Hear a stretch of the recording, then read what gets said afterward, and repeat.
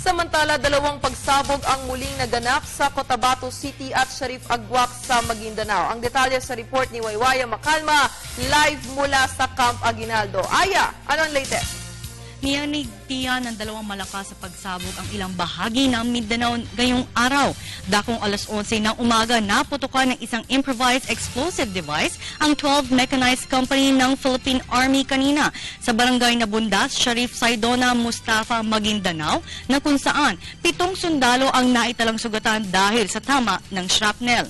Ayon kay Major General Romeo Gapus, ang 6th Infantry Division Command in Army. Sakay ng Army truck ang mga sundalo at pabalik na sa kampo ang mga sundalo nang maputukan sila ng IED. Habang sa Midsayap, Cotabato, ang ikalawang pagsabog kaninang alas 3 ng umaga sa Santo Niño Street, Poblacion 1. Isa rin improvised explosive device ang sumabog sa tapat mismo ng MC Luwelier. Ayon kay Lieutenant Colonel Randolph Cabangbang, ang tagapagsalita naman ng Philippine Army, nagpadala kaagad ng Explosive Ordnance Team o EOD ang mga sundalo sa lugar upang magsagawa ng post-blast investigation.